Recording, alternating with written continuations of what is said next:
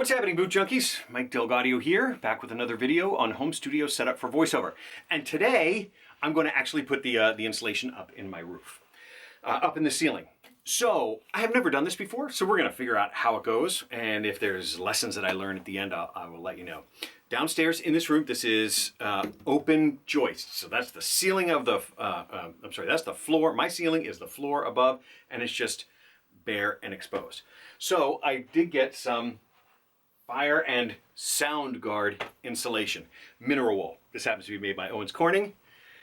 I feel like my father was a Chevy loyalist. I'm an Owens Corning loyalist. I only buy Owens Corning, but that's not true. This could have been Owens Corning. This could have been Roxol. There's, I think, a few different manufacturers that make mineral wool. This is the one that was available at my Home Depot. Now, there's some things that I do know that we need to have in order to do the insulation. We need to have the insulation itself. This covers each one of these these bags is 50 square feet. It's about 115 square feet, 120 square feet down here. These things are just metal wires. These are called insulation supports. So what I don't know, these insulation bats are supposed to friction fit up there, but if I do find they sag, if they're a little too narrow, you get these little wires. These are just strips of wire, and you can put them up into the joist, and that will hold it in place, increase the friction. Dust mask. If this is fiberglass, if this is mineral wool, there are little particulates. You don't want to inhale them. You got to protect your pipes.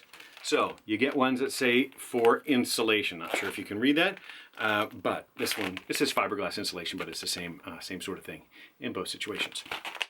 Respirator. Use a respirator. Gloves. You may want gloves. These are just basic nitrile gloves. Some people are much more sensitive to the fibers. I think the mineral wool fibers, from my experience, are not quite as a pain in the butt as fiberglass, but you do probably want to use gloves. You'll need a glorified bread knife. This could be a regular bread knife like you'd find at Goodwill or something like that. A serrated edge knife. This is an insulation knife, and so it will cut through, they say, it'll cut through the insulation very easily. I know it cuts through my fiberglass insulation like butter. So you want to use these. Works better than a non-serrated knife.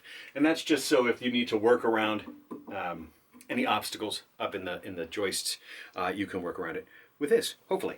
And then lastly, you need yourself some eyewear, right? Because this is going to have some dust and so forth. So, you like these? I like these. I don't like those wraparound glasses, but safety goggles, just to protect any dust and crap that's going to fly down into your face. And I like these because it's got the little mesh right here. But these are the ones that my dad used to use when I was growing up and we needed to use safety glasses, and they remind me of being a kid and working in my dad's shop. And so I found some on Amazon and I bought them for myself. I like these. I'm not sure if they look good, but I like them better than the wraparound ones. So that's what I'm going to do. I'm going to cut it open and we're just going to dig in. I have no idea how this is going to go. We're going to see. We'll see when it's done.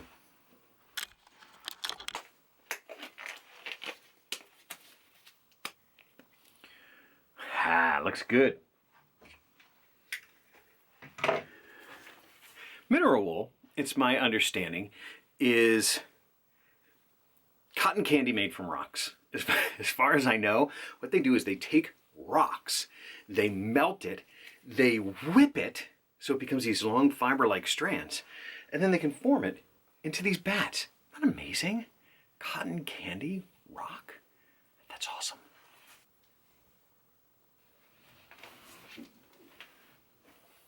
So I need to cut a little off. We'll see how it goes.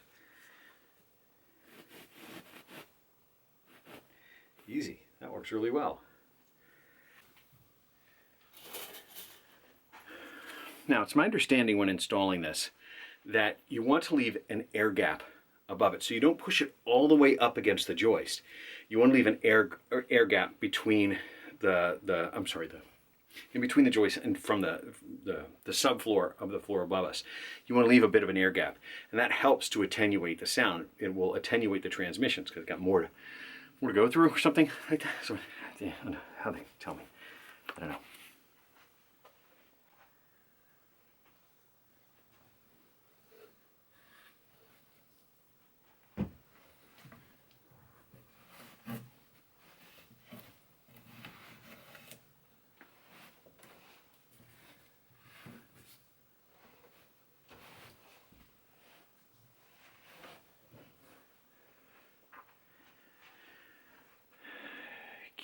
can you see it? I'm not sure if you can see it. There's a lot of dust. So this, totally critical. Critical.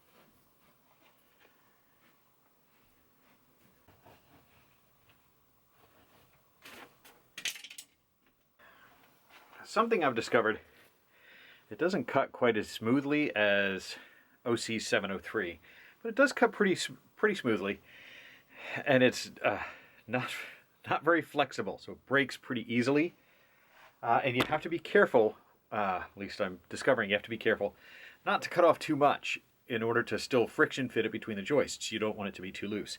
So I'd rather cut in a couple of passes, taking off not quite enough than taking out too much. And that's it. 27 minutes to make the video, and it's all up there. I'll probably tweak. Some of them are not quite set perfectly, but I'll go through and tweak to make sure that I get them as seated as well as I can. I may end up getting another set just to do the edges, because there's a little bit of a gap over. Come on, turn with me. A little bit of a gap over there.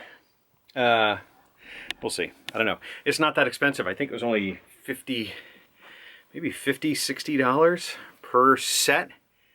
So I still have a little bit of gaps around the edge. So maybe one more set. 30 minutes, and I think it already sounds, just from what I can tell, it does sound more acoustically dead down here. So it did help from, as I thought it would, it does help from an acoustics perspective. What's happening, Boot Junkies? Mike DelGaudio here, back with another video on home studio setup for voiceover.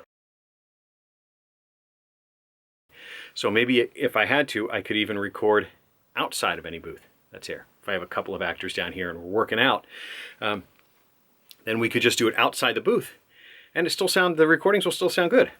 So anyway, that's where it stands right now. So you're up to date on the studio. As I said, I'm still making the build versus buy decision. It's a hard decision for the money that's involved.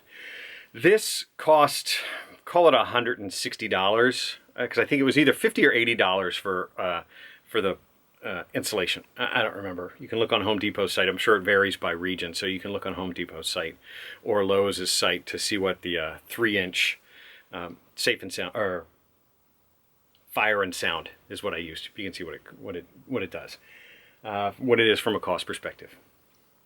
That's all I have for you today. I'm just going to sit here and sweat for a few more minutes.